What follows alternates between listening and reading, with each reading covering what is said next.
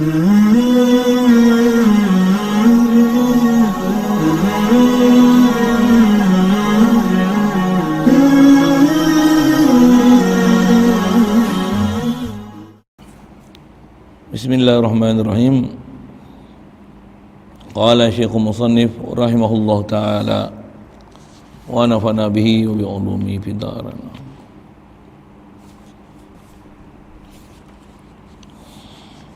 Surat 39 berkata Imam Abu Muhammad Abdullah Ibnu Yusuf Al-Juwaini walidu Imamil Haramain, amma ma warada min zahiril kitabi was sunnah ma yuhimu bi zahiriha tashbihan falisalafi fihi tariqani ahaduhuma al-i'radu fiha anil hawdi fiha wa tafwidu ilmiha ila Allah ta'ala, wa hadhihi tariqatu Ibnu Abbas wa 'amati as-sahabati wa ilayha dhahaba kathirun min as-salafi, wa at-tariqatu ath-thaniyatu al-kalamu fiha wa fi tafsiriha bi an yaruddaha an sifati adh-dhati ila sifatil fi'li fayuhmalu an-nuzulu ala qurbir rahmah wal yadu ala an-ni'mah wal istiwa'i ala qahri wal qudrah. InsyaAllah kita nak sambung huraian ulama yang membicarakan mengenai Ar-Rahman ala arsy istawa. Kaedah kita mestilah tanzihkan Allah Ta'ala daripada perkara yang tak sepatutnya daripada dia. Allah antara sifat besar dia ilah, dia jugalah ilah. Selain pada Allah Ta'ala takkan ada sifat ilah. Dia kata ilah, apa dia ilah ni? Mestilah dia istighna an kulli ma siwahu dan iftiqar ilaihi kullu ma adahu. Mestilah ilah ni dia tak hajat pada sesuatu, semua makhluk mesti berhajat pada dia. Itu prinsip. Jadi kalau ada apa-apa yang Quran yang menyalahi daripada usul, daripada akidah kita ni, yang menafikan sifat uluhiyah Allah Ta'ala, hendaklah ditanggung ayat-ayat Quran atau hadis tu di atas makna yang sepatut padanya. Tak boleh dipaham dengan terjemah zahir yang boleh mewahamkan adanya sifat yang tak sepatutnya dinisbahkan pada Allah Subhanahu Wa Taala. Itu kaedah kita. Jadi seterusnya kita nak bicara ni adalah huraian daripada Imam Abu Muhammad Abdullah bin Yusuf Al-Juwaini. Dia ni walid Imamil Haramain. Dia kata begini, amma ma warada min zahiril kitabi was sunnah ma yuhimu bi zahiriha tashbihan فللسلف فيه طريقان أحدهما الإعراض فيها من الحوض فيها وتفويض علمها إلى الله تعالى، وهذه طريقة ابن عباس وعامة الصحابة وإليها ذهب كثير من السلف، والطريقة الثانية الكلام فيها وفي تفسيرها بأن يردها عن صفات الذات ila sifatil fi'li wa yuhmalu an-nuzulu ala qurbi rahmah wal yadu ala ni'mah wal istiwa'i ala qahri wal qudrah. Terjemah dia, maksudnya ada pun barang yang warid daripada zahir ayat Quran. Yang ini perkataan daripada ayah kepada Imam Haramain, Abu Muhammad, nama dia Abdullah Al-Juwaini. Dia kata ada pun barang, maksudnya nas Al-Quran hadis warid daripada zahir Quran hadis. Barang yang warid ni barang yang perkara yang memberi waham, memberikan prasangka dengan zahirnya Quran dan hadis itu, dia akan memberi waham, membawa persangkaan kepada tasbih. Zahirnya bawa pada tasbih. Maksud tasbih menyerupakan Allah Ta'ala dengan makhluk dia. Menyerupa macam mana? Menyerupa dari sudut zat, sudut sifat, sudut perbuatan, sudut milik.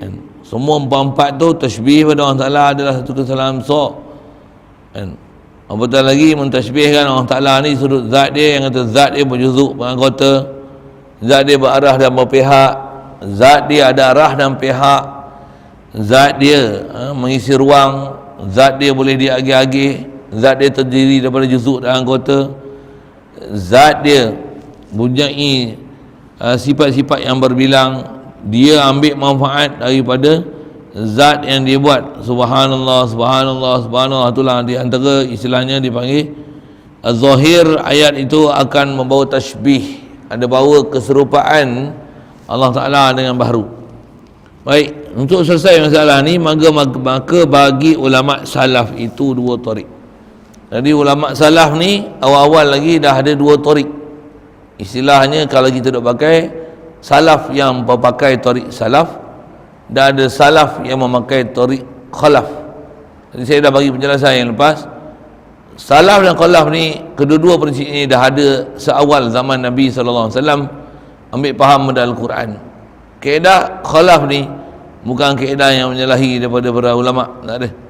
Bahkan dia lah tepat.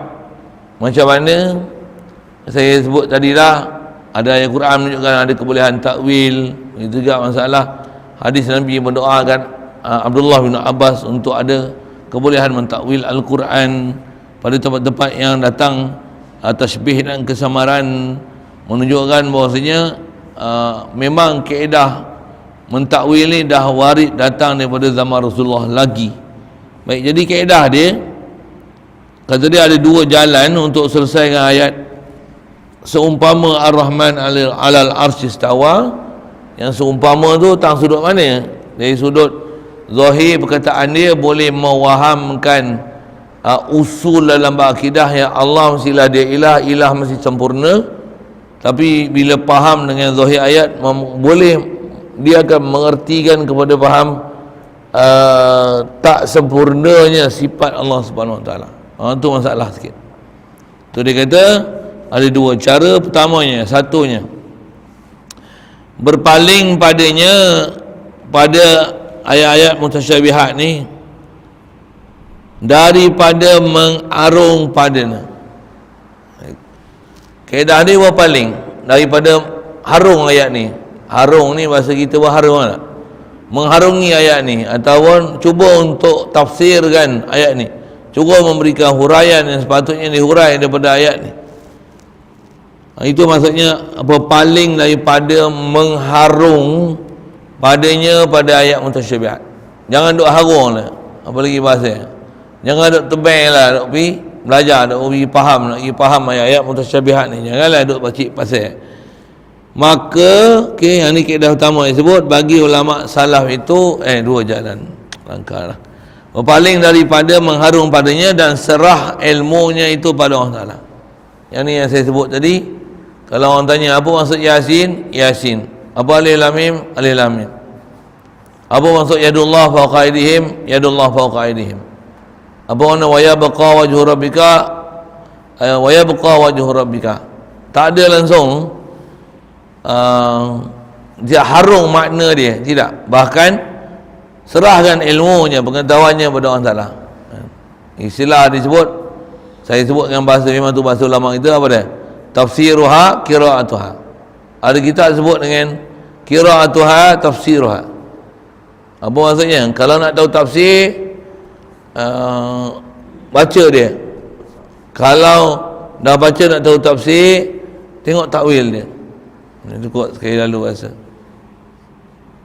Dan ini tariqah yang pertama ni adalah tariqah Ibn Abbas. Ibn Abbas walaupun Rasulullah pernah mendoakan dia untuk ada kebolehan takwil, memang ada di Kubayan pun walaupun bagaimanapun disebut kaedah yang dipakai oleh Abdullah bin Abbas walaupun dia pandai takwil adalah kaedah tafwid, serah pada Allah Ta'ala. Baik, tariqah Ibn Abbas dan kebanyakan sahabat, dan kepadanya, kepada perjalanan Ibn Abbas ni menjalani oleh kebanyakan daripada ulama salaf. Siapa dia ulama salaf? Ulama salaf, ulama yang ada di awal selepas kewafatan Rasulullah, sebelum melepasi 300 tahun Hijriah tu. Jadi Ibn Abbas, itu pun takrif sekali lalu saya ada bicara dah tu.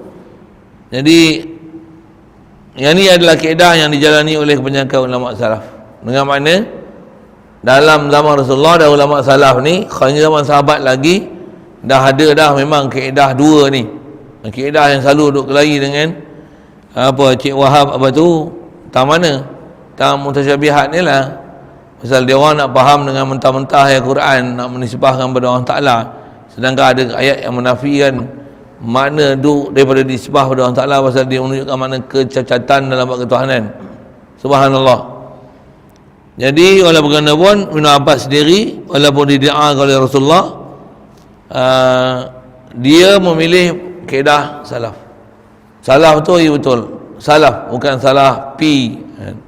Saya sering sebut tu, pasal ramai orang silap pak ni. Bukan ramai tu, bukan dekat 10-20, ramai sangat. Orang jadi ustaz pun jadi ada masalah boleh faham, tambah pula orang awam. Baik. Ini tariqah. Okey, siap selesai tu. Jadi tariqah Ibn Abbas ni dan kebanyakan sahabat dan kepadanya menjalani kebanyakan daripada ulama salaf. Kaedah apa ni? Berpaling daripada mengharung maknanya, tak masuk bicara langsung makna. Inilah kaedah salaf. Itu zaman sekarang kita dengar bunyi salafi tu, bukan macam ni kaedahnya. Mereka taklah istilahnya menghalang diri untuk mengharung maknanya, bahkan mereka ambil makna siap, full stop, tak boleh ambil dah makna lain. Inilah makna istawa. Maka sempit tu.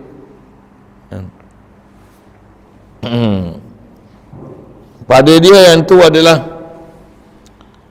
Allahumma salli alaihi wasallam, adalah pahaman dia, pada pengikut kaedah dia yang tu dia kata pahaman betul.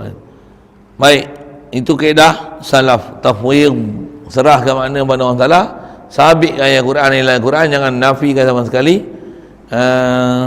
Atas kaedah tak boleh memahamkan ayat majazi dan bagaimana kaedah nak takwil ni, serah makna kepada Allah Ta'ala. Dan tariqah yang kedua, dibincangkan padanya dan pada tafsirkan dia. Untuk menghuraikan makna dia, perlu dibincang dan perlu ditafsirkan dia. Apa kaedah pembincangan yang nak bicara, apa kaedah tafsir yang nak dibicara. Baik, antaranya kata dia, dengan bahawa dikembalikan dia daripada sifat zat kepada sifat fi'il. Jadi antara lain ialah kembalikan tafsiran ayat-ayat Quran macam ni, Ar-Rahman 'alal 'arsy istawa, ni tafsirkan dengan makna dikembalikan akan dia daripada sifat kepada sifat fi'il, daripada sifat zat kepada sifat fi'il. Jadi huraikan pada ayat-ayat mutasyabihat tu, palingkan daripada makna dia, makna sifat zat kepada makna fi'il. Sebut asal kita, sebab kita baca macam tu. Baca lagi sikit. Maka ditanggungkan nuzul misalnya. Yang ni dia tak sebut masalah istawa. Dalam kitab ni disebut masalah nuzul. Memang terjemah ni nuzul ambil daripada hadis Rasulullah, yanzilu rabbuna fi sulusil lail. Turunlah orang kita, Tuhan kita, Allah yang jadi Tuhan kita ni, dia turun di langit dunia. Allahumma salli alaihi wasallam. Dia turun ke langit dunia, itu isu dia lah. Dia turun ke langit dunia. Jadi bila turun ke langit dunia tu, turun, adakah yang ni memang sifat Allah Ta'ala atau macam mana? Itu dia kata ditanggungkan nuzul ni di atas hampir rahmat. Jadi yanzilu rabbuna, bila hampir rahmat, yanzilu, turunlah oleh Tuhan kita. Tu terjemah. Apa maksud turun? Dengan mana turunlah rahmat Tuhan kita. Ini tu kot bahasa mudah. Kalau istilah bahasa Arab, adanya kebolehan takdir macam ni. Pasal apa? Pasal ala takdiril mudhaf. Memang orang Arab banyak sebut macam ni. Yang dikecualikan ataupun tak diketepikan menyebut mudhaf, berbanding dengan mudhaf oleh mesti disebut.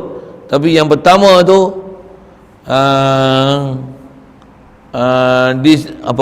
dihilangkan dia, dibuang. Kemudian bila kita baca nak faham, didatangkan kalimah dua bila disusun tu. Kalimah pertama tu dipanggil mudhaf, kalimah kedua tu dipanggil mudhafun ilaih. Jadi kalau dalam hadis tersebut yanzilu rabbuna fi sulusil lail, turunlah Tuhan kita pada 2/3 malam. Maksud turun tu bukan turun hakiki daripada atas ke bawah, tapi maksud turun tu adalah berpindah daripada tapi maksud turun tu adalah turun rahmat Allah Ta'ala, rahmat yang turun, bukan Allah Ta'ala yang berpindah dan turun. Subhanallah. Okay. Jadi maksud nuzul tu hampir rahmat. Jadi yanzilu rabbuna, yanzilu rahmatu rabbina, itu antara kalau sebut kata Arab dia. Dan yadu tu kata dia di atas makna nikmat. Akalu min yadillah, mereka makan daripada tangan Allah Ta'ala. Ada setengah-setengah riwayat sebut itu, katanya kama qala, mereka makan dari tangan Allah Ta'ala. Akalu min ni'matillah, akalu min ni'matillah. Jadi kembalikan dia daripada makna zat kepada makna sifat. Jadi bukan makna zat tu Allah Ta'ala sendiri turun, subhanallah, tidak. Bahkan dengan makna fi'il, maksudnya Allah Ta'ala yang memberikan rahmat dia turun, bukan dia turun. Itulah istilah kembalikan dia ke atas rahmat, bukan kembalikan dia ke atas diri zat. Bukan diri zat yang turun. Apa dia? Sebab rahmat tu turun. Sebab rahmat tu turun. Tu maksud tanggungkan dia atas makna hampir.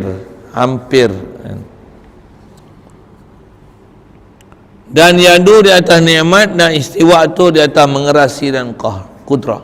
Jadi antara makna summa stawa alal arsh, summa qahara wasta'la wastaula dan kudrah. Jadi istiwa itu makna mengerasi dan kudrat. Sekejap.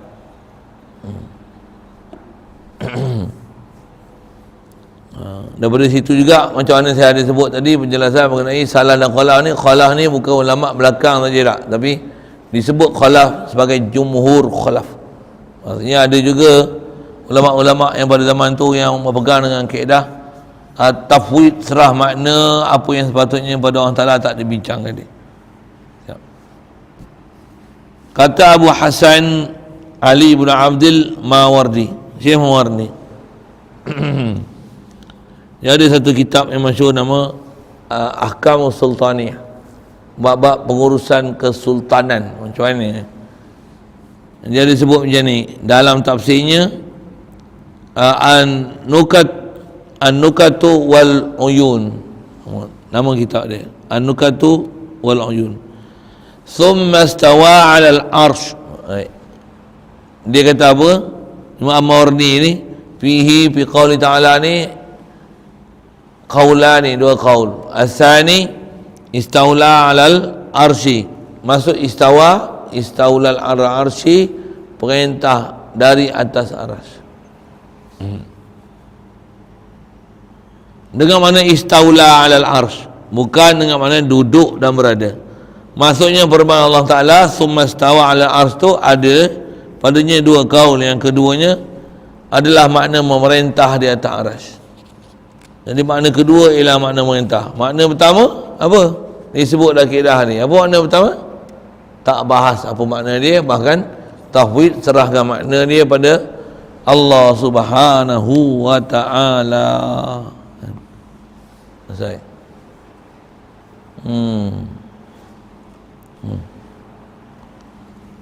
Seterusnya yang ke-14, kata Abu Bakar Al-Baihaqi 458 Hijriah wafat, dalam kitabnya Al-Asma' was Sifat, anna katsiran min mutaakhiri ashabina zahabu ila anna al-istiwa'a huwa al-qahr wal ghalabah. Kata dia bahwasanya kebanyakan daripada ulama mutakhirin ashab kami, Imam Al-Bahaqi pun salah seorang daripada Imam mazhab Syafi'i. Jadi kami di sini, ashab kami ialah ashab Asy-Syafi'iyah. Apa yang mengikut di atas kawaid macam mana hukum akam ditunjukkan oleh Imam Syafi'i rahmatullah alaih. Jadi Ashab Syafi'i ni kata apa? Kami mutaakhir di asal kami, mereka menjalani kepada bahawa istiwa itu adalah mengerasi dan mengatasi. Jadi maksud istiwa apa dia? Mengerasi, mengatasi. Mengerasi, mengatasi. Istilah keras tu qahru, asal bahasa Arab ni. Qahru tu mengerang, maksudnya dia boleh buat apa sesuatu kehendak dia. Qahru, mengerasi. Itu qahru, mengerasi. Mengatasi wal ghalabah, maksudnya mengatas ni maksudnya dia sentiasa menang, ghalib, dia ada menang daripada makhluk dia. Maksudnya tak ada makhluk yang menang daripada apa ketentuan Allah Ta'ala.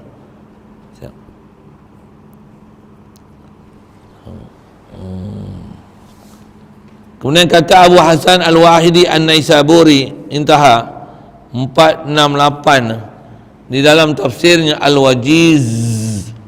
Dia kata apa? Istawa ai istaula. Apa ni istawa? Istaula. Mana? Memerintah, mentadbir. Kata Imam Abu Ishaq Asy-Syirazi 476 Hijriah, wafat dia, dalam kitabnya Al-Isyarah ila Mazhab Al-Haqqi. Dia ada bahas akidah Imam Ishaq Asy-Syirazi ni, pengarang kitab Majmu'. Dia kata wa minhum man qala al-istiwa'u bima'na al-istila'i, istawa 'ala al-'arsy ay istawla 'alayhi. Yuqalu istawa fulanun 'ala al-malik ay istawla 'alayhi. Dia masih nak menunjukkan mana istawa ialah istawla. Kenapa sikit? Istawa mana? Istawla. Baik, maksud terjemah pada hadis tu, dia kata sebahagian daripada mereka itu, mereka yang berkata, sebagai ulama ni ada yang kata istiwa itu dengan makna istila. Siap. Yang ni asal memang tajuk kita daripada awal lagi. Maksud daripada istawa itu adalah istila. Dengan mana apa? Dengan mana mengurus, mentadbir. Kata istawa alal arsy, artinya memerintah atasnya. Memerintah atas arsy. Maksudnya atas arah tu menunjukkan mutaaddi, yang arah tu jadi maf'ulun bih. Allah Ta'ala memerintah arasy. Dikatakan tertinggi si anu atas malik, artinya memerintah ia atasnya. Jadi ada kaedah bahasa Arab, orang nak tunjuk kata seorang ni, dia ni martabat dia lebih tinggi, kaedah dia gunakan bahasa majazi macam ni. Dia kata istawa,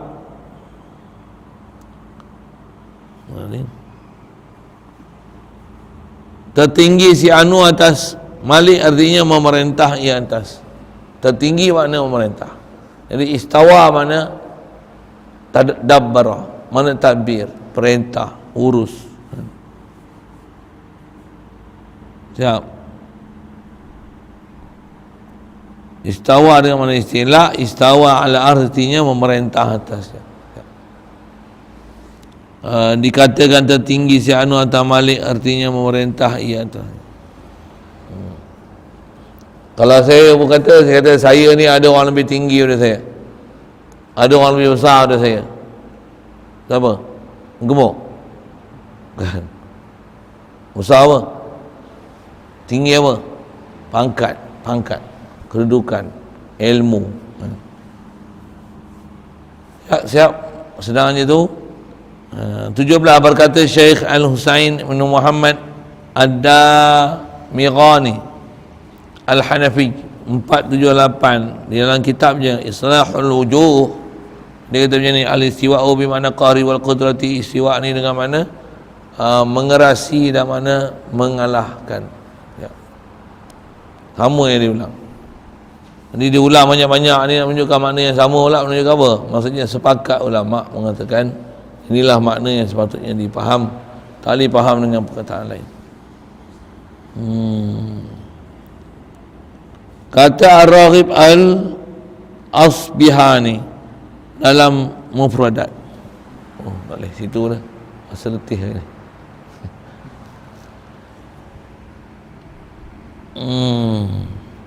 Baca bab macam ni pula dia. tak best baca.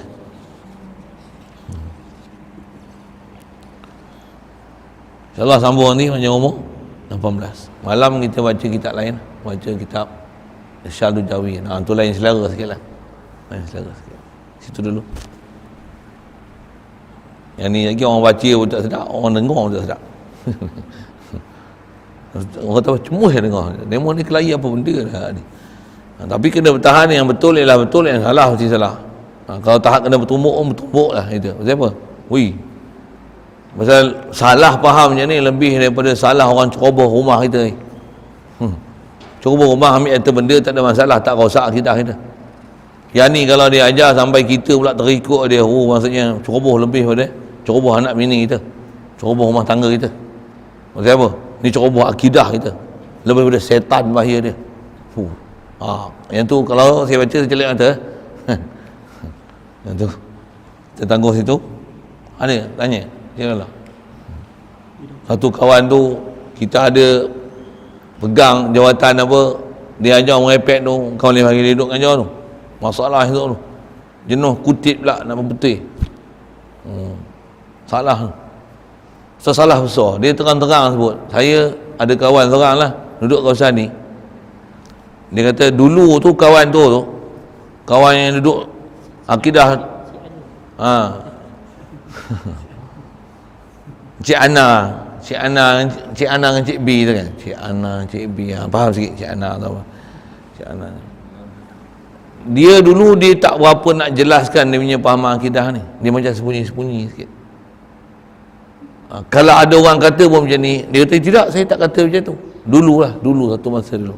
Sekarang ni tak ada lah. Dia ramai pengikut sangat kot. Dia pun masuk YouTube apa, dapat tauliah pula daripada Perlis. Mengatakan dia ni ilmuwan yang terkemuka. Sekarang dia tak ada selindung-selindung lah. Bahkan dia lebih kuah daripada sudu lagi. Wahabi pun tak kata atas arah tu, atas dah atas. Dia kata Allah ni atas dah atas je. Saya tak pernah dengar Wahabi cakap macam tu. Tapi dia cakap macam tu. Tu kata dia macam confident dia sebut. Padahal salah besar. Hati-hatilah sikit. Itulah. Bismillahirrahmanirrahim. Allahumma nawwir qulubana min nuri hidayah. Kama nawwartal arda min nuri syamsika wa lana wa rahmatika ya arhamar rahimin. Warzuqna fahman nabiyyin wa hifzal mursalin wa ilhamal malaikatil muqarrabin. Wa sallim tasliman ala jamil anbiya'i wal mursalin. Walhamdulillahi rabbil alamin.